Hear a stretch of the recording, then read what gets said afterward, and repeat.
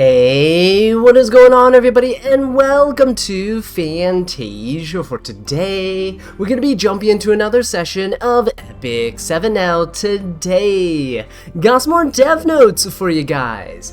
This time around, we're going to be taking a look at the RTA season that's going to be ending in about a couple of weeks, and the upcoming preseason and the summer 2025 season that's going to start at an undisclosed date, but there's going to be some changes coming up for the preseason and the summer season that will lead into the Epic 7L Championships with some massive changes. The first time we've seen changes to RTA actually in years. It's been many seasons, so let's go ahead and dive into that. So we have some upcoming World Arena improvements, and these are suggested improvements by the dev team, which will be introduced in the preseason beginning on April 5th. So in a couple of weeks, right? Once this current season is over, we get to see these changes, and hopefully they will be good. Starting off with the Battle Frenzy here.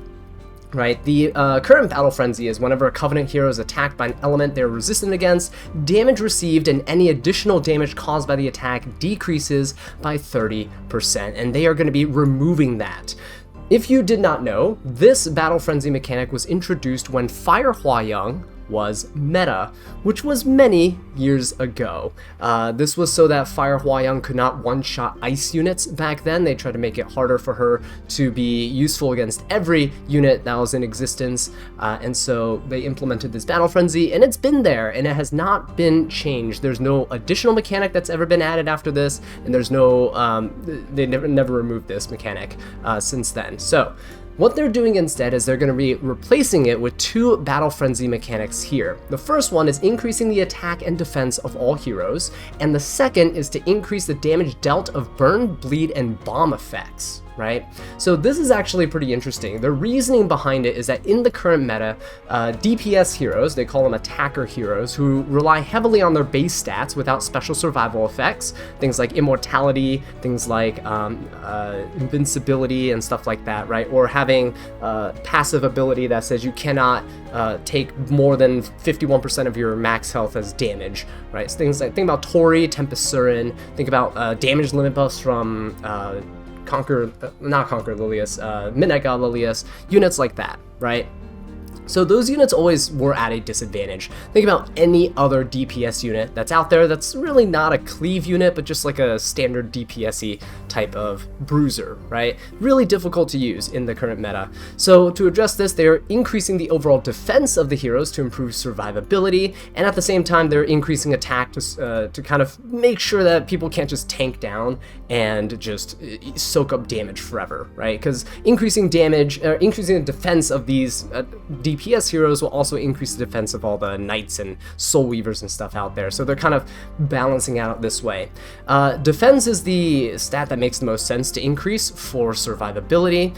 It's often an overlooked stat, but not a lot of heroes scale with defense for damage. If they increase the HP of heroes, then HP scalers would be absolutely insane. You already have things like, 30k, 35k HP, like Urban Shadow Shoes out there. You already have like 40k HP Lias and stuff that people use with Harseti and things. It's absolutely disgusting, right? 25k HP DDRs. Increasing the HP would make it incredibly difficult to kill those units, but also at the same time, it increases their damage output as well as survivability, because a lot of units scale with HP. So defense makes sense here, and attack also makes sense. It's the one stat that doesn't get capped for DPS heroes. There is a cap to crit damage, obviously, so attack makes a lot of sense. And this also helps attack scalers in general in RTA, because right now, if you're bringing a DPS unit along and you're in a slower team, it's typically an HP scaling unit, and it puts them at, just attacking units just are at a huge disadvantage. So this is cool to see. We'll see how it plays out. We don't know the actual like percentages and stuff of how much the attack and how much the defenses will increase, and whether or not this will change people's builds. Will people, because you have an increase in defense, would you decrease the defense and increase your damage even higher for some units? Who knows, but it can definitely help make a lot of units easier to build. But again, double-edged sword, helps the other currently meta units maybe become a little bit more meta. Who knows? The next thing we see is that the damage dealt by burn, bleed, and bomb will also be increased. So they said, with a few exceptions, heroes that rely on debuffs for their attacks have generally struggled in the current meta.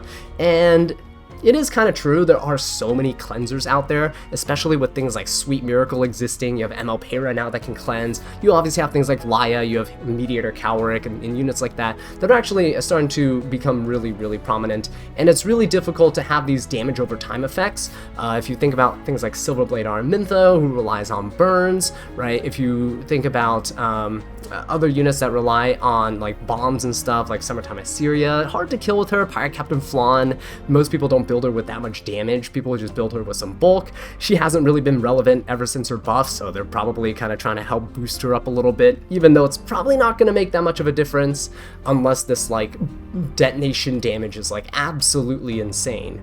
Notice how, by the way, they didn't buff things like poison and stuff, because poison just takes a percentage of your opponent's health. So yeah, these are things that scale with attack stats and your opponent's defense stats. So kind of goes hand in hand with the attack and defense increase that we see earlier. But yeah, they're saying the exact values are currently undergoing continuous testing, so hopefully we will see if the numbers are going to be okay, and we'll know more once we can actually put it into practice, once we can actually start testing units in the preseason. Now, with the changes in the Battle Frenzy, they do want to actually change a little bit more in terms of the RTA system, and they're adding a whole new rank called the Warlord rank, and this will be the top 3,000 players. Legend has always been the top 100, Emperor was the top 1,000, and now Warlord is going to be top 3,000. So finally, they're making a rank exclusively for scrubs like me who cannot make it into the Emperor rank, or who don't have time to make it to the Emperor rank and grind. But hey, consistently end up in the top 3,000 of Champion means that you will get a new rank here, Warlord. And with the revamp of all the ranks and stuff, they actually look really cool now. I really do like the design of them. I want to see what the Warlord one looks like once we get there. But yeah, the other change they're going to have is a whole new mode. This is not going to replace anything in terms of the current like RTA drafting system. We're still going to have the drafts that we do, but they're going to introduce this thing called a Lunatic draft update, and it will be available during the preseason. So in Lunatic draft, 10 heroes used in the previous round will be placed under Lunatic ban in the next round. So essentially, when you draft 5 and your opponent drafts 5, those 10 heroes will not be usable. They won't be usable in the next round. And these pre-bans will accumulate as usual, but they will reset. The Lunatic bans reset each round. So let's say you picked, if you look at the picture here, let's say you picked 5 heroes on the left and 5 heroes on the right. Those heroes won't be available for the next round, but then the round afterwards, if you're playing a best of 3, for example, you're going into that, the third round, you can start picking the units that were previously banned in the first round, right? The ones that you used in the first round that were banned in the second round, you can use again in the third round. That's essentially what it's like. They're trying this out because they really want to plan to use this mode for the Epic 7 World Championship 2025, and they're immediately making it available in mock battle, so I believe we can already do that right now. But yeah, they want to use this to kind of replace the current existing round mode, right? Where you get to do a best of 3, best of 5 type of situation. Will be pretty cool to host like community tournament events and stuff with that kind of stuff too. So kind of nice to see. They're also moving into improving some of the ban improvements with the UI adjustment. A few things that were really annoying before were that you can't see the hero stats, for example.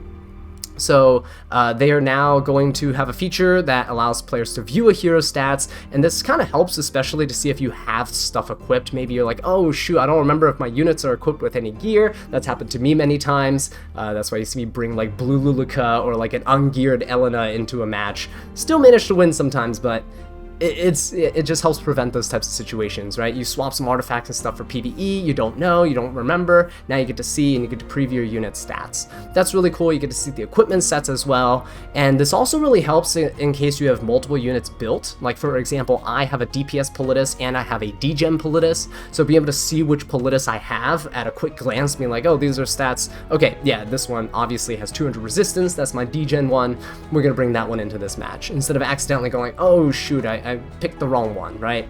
Again, something that's a little bit more rare. Not many people have duplicates of a lot of heroes out there, but it does help streamline the experience, and it doesn't, you know, force you to be like, oh, I have to remember how much CP my unit has, and then wait, hang on, does this actually have partial gear? Does this have full gear? Right, things like that. So it's pretty cool.